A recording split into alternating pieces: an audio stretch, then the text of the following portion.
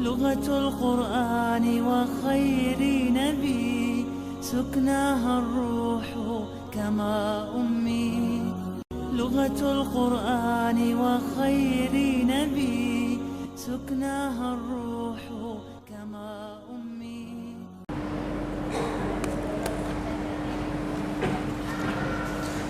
بسم الله الرحمن الرحيم.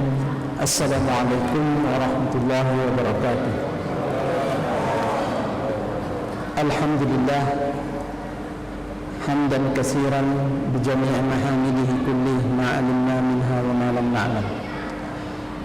الذي له ملك السماوات والأرض ولم يتخذ ولدا ولم يكن له شريك وخلق كل شيء فقدره تقديرا. اللهم صل وسلم وبارك على سيدنا محمد وآله وأصحابه ومن والاه. أما بعد, jamaah tarawih yang dimuliakan Allah Subhanahu wa taala. Alhamdulillah pada kesempatan malam ini di malam 27 Ramadan kita masih tergolong di antara hamba-hamba Allah yang terus mengejar kemuliaan malam-malam Ramadan dengan melakukan amaliyah Ramadan, yaitu salat tarawih insyaallah. Dan mudah-mudahan kita di akhir-akhir Ramadan ini tidak ketinggalan dari hal-hal yang mulia yang Allah turunkan insyaallah. Tentu sudah mengejar, kita semuanya sudah mengejar yang dinamakan malam kemuliaan mulai dari 21 Ramadan insyaallah sudah bersungguh-sungguh sampai sekarang, dan kita akan terus seperti itu. Jamaah tarawih yang dimuliakan Allah Subhanahu wa taala, di dalam Al-Qur'an surat An-Nahl ayat Allah Subhanahu wa taala berfirman, wallahu khalaqakum summa yatawaffakum wa minkum man yuraddu ila al-ardhil umur likay la ya'lama ba'da ilmin syai'an innallaha alimun qadir. Allah lah yang telah menciptakan kalian, lalu Allah Subhanahu wa taala yang akan mewafatkan kalian, dan di antara kalian ada yang dipanjangkan usianya hingga ia berada pada titik ardhalil umur atau umur yang tua renta, likai la ya'lama ba'da ilmin syai'an, dan pada saat itu dia tidak memahami lagi, mengetahui lagi apa yang pernah ia ketahui, yaitu pikun, ya. Innallaha alimun qadir, sesungguhnya Allah maha mengetahui lagi maha mampu.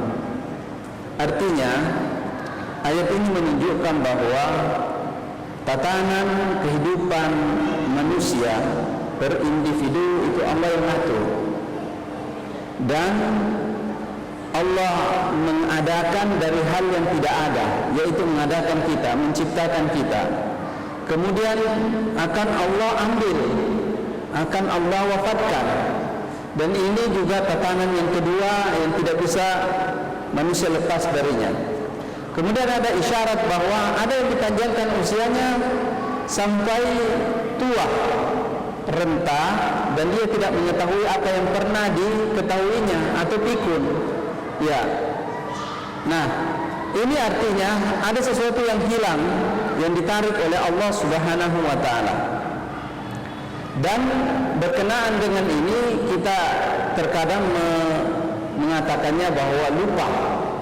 Ada lagi di dalam bahasa Arab itu berbagai tingkatannya.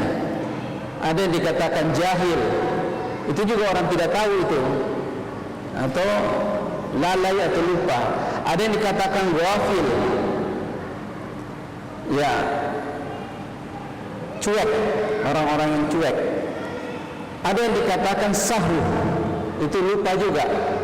Itulah kita kalau kita melakukan sujud sahwi. Ada yang dikatakan nisyan, atau lupa sama sekali. Sunniyal insanu insanan binisyani. Manusia dikatakan insan karena sering lupa. Kata-kata insan itu artinya yang sering lupa. Nah, di dalam Al-Quran Allah mengisyaratkan berbagai tempat tentang ini. Di dalam surat Al-Kahfi Allah berfirman, fa inni nasitul huta wa ma ansanihu illa syaitan an adhkurah fattakhadha sabilahu fil bahri wattakhadha sabilahu fil bahri ajaba. Jadi di dalam bahasanya seseorang yang ditemani oleh Nabi Musa alaihissalatu wassalam ketika mencari seseorang yang mengerti ilmu hikmah yaitu Nabi Khidir, di situ dia lupa melewati suatu tempat yang ada batu di situ, kemudian pertemuan air dan jatuhlah ikan yang ia bawa. Dia ingin mengingatkan kepada Nabi Musa tetapi dia lupa. Nah, itu kata-kata nisyan. Kemudian banyak lagi berbagai tempat di dalam Al-Quran menyebutkan tentang adanya lupa, yaitu wa daraba lana masalan wa nasiya khalqah. Di dalam surat Yasin juga disebutkan bahwa diberikan perumpamaan kepada kami dan manusia itu lupa akan proses penciptaan awalnya.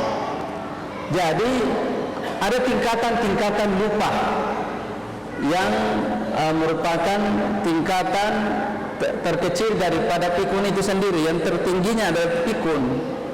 Ya. Nah, kalau kita urut ini yang dimaksud dengan jahil, ya, jahil itu adalah tidak mau tahu sama sekali tentang sesuatu urusan. Dia tidak tahu urusan itu, tetapi mau diberitahu dia tidak mau. Dia tidak mau tahu sama sekali.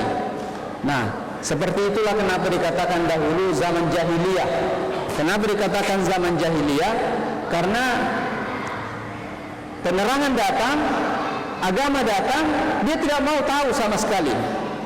Kemudian di bawahnya lagi ada tingkatan namanya ghafil. Ghafil itu wala takunanna minal ghafilin, janganlah kalian menjadi orang yang ghafil. Artinya dia tahu tetapi tidak melaksanakannya secara baik dan benar. Ya. Kita contohkan sehari-hari, misalnya seorang guru memberikan tugas di sekolah kepada anak muridnya. Dia kerjakan PR-nya tapi asal-asalan saja. Itu namanya ghafil. Ya, ghafil.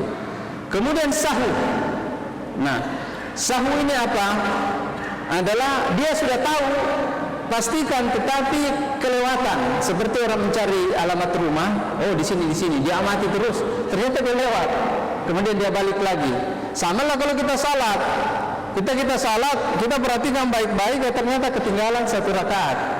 Nah, itu namanya sahu. Kemudian nisyan, itu lupa sama sekali lupa. Wa ma ansanihu illa syaitan an azkurah. Sepertilah apa yang terjadi pada sahabat Nabi Musa itu ketika Nabi Musa mewanti-wanti, kita akan mendapatkan orang saleh itu di tempat pertemuan air, di mana tandanya adalah ikan yang kita bawa itu lepas nanti.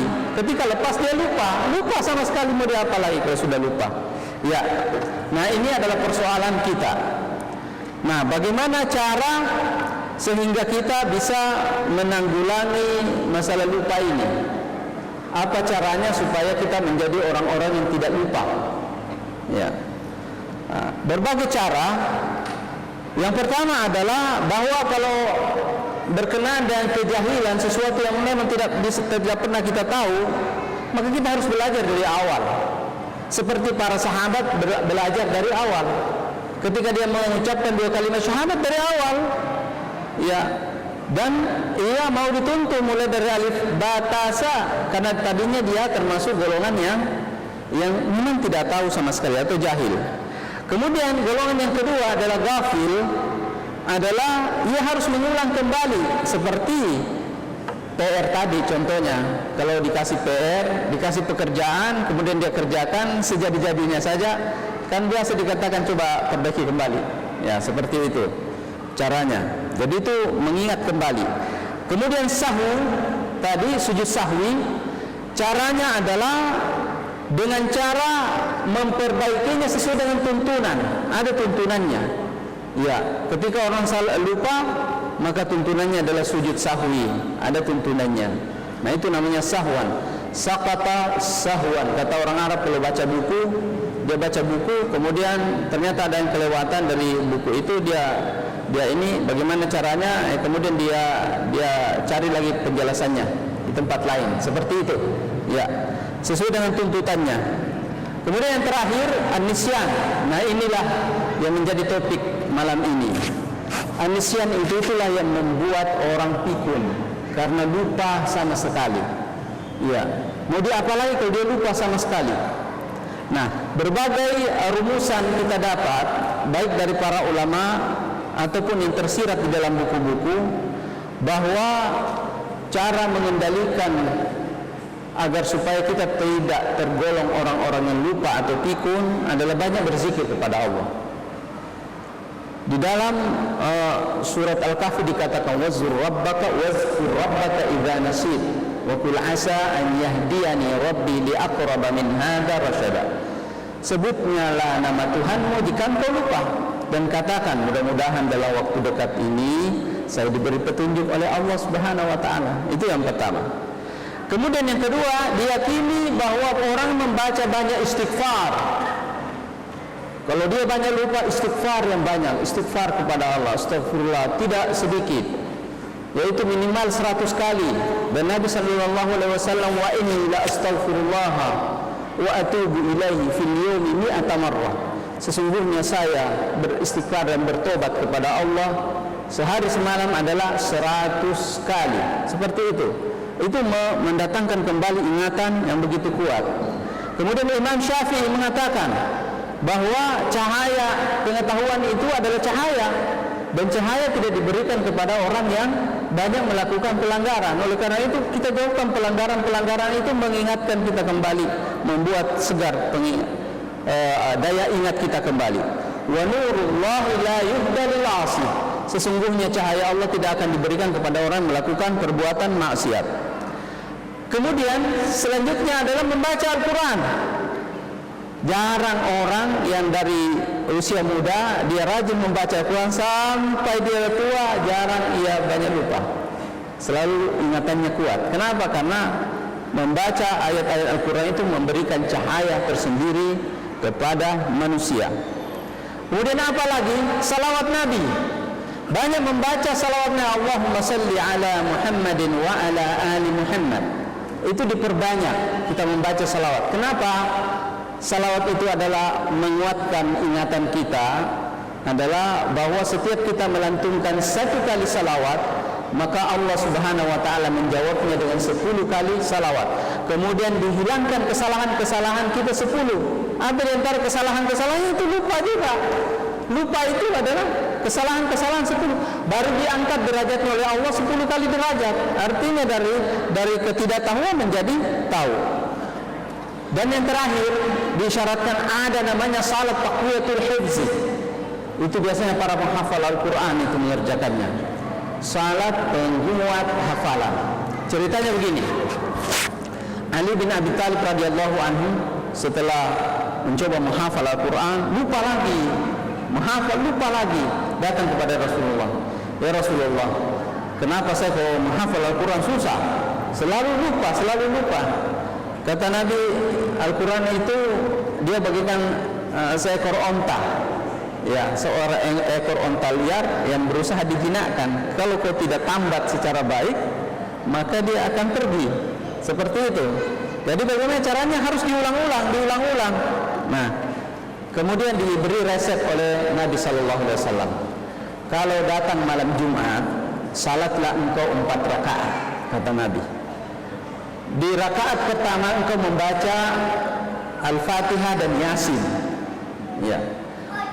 Rakaat kedua engkau membaca Al-Fatihah dan surat Ad-Dukhan. Amin. Wal kitabil mubin, inna anzalnahu fi lailatin, dan seterusnya. Di rakaat ketiga baca surat As-Sajdah. Di rakaat keempat baca surah Al-Mulk. Jadi 4 rakaat. Ya, itu sendiri membutuhkan hafalan Pak ya. Ya bisa lah zaman sekarang itu pakai tripod, naik HP ini Allahu Akbar sambil melihat, bisa. Ya, yang penting gerakannya jangan banyak-banyak, sekali-sekali saja. Nah, kalau 3 kali berturut-turut ya tidak bisa seperti itu. Nah, setelah selesai membaca tasbih kepada Allah, subhanallah walhamdulillah wala ilaha illallah sekuatnya. Setelah itu beristighfar, astagfirullahalazim, memohonkan ampun pada diri, pada seluruh pendahulu para nabi, kemudian membaca salawat kepada nabi, Allahumma salli ala sayyidina Muhammad, baru berdoa, ya Allah, ya doalah supaya diingatkan kekuatan. Itu Imam Ali karramallahu wajhahu, dia coba 3 minggu, tapi malam Jumat, ya 3 minggu dia datang kepada Nabi, ya Rasulullah, hafalan saya sudah bagus, ya sudah bagus. Ini bisa dicoba. Jadi kalau misalnya sudah banyak di antara kita ada yang mengeluh, saya sering lupa kunci dan seterusnya. Ini kan ada hafiz ya, imam. Pak Hafiz, ayo kita kumpul malam Jumat, ya jam 1 malam misalnya. Kita salat rame-rame, dia aja yang baca, kita tinggal amin aja di belakang. Sudah itu doa sama-sama, bisa dilakukan Pak, diprogramkan. Saya kira ini ya, jangan terlalu panjang ini ya. Ini yang bisa saya sampaikan. Mudah-mudahan kita bisa menjadi orang-orang yang kuat kembali hafalannya, banyak berzikir, banyak mendekatkan diri kepada Allah. Insyaallah Allah Subhanahu wa taala akan mengirimkan ketajaman pemikiran. Hadanallahu wa iyyakum, walhamdulillahi rabbil alamin. Wassalamu alaikum warahmatullahi wabarakatuh. Lughatul Qur'ani wa khairi nabi, suknaha ar-ruhu kama ummi. Lughatul Qur'ani wa khairi nabi, سكناها الروح كما أمي.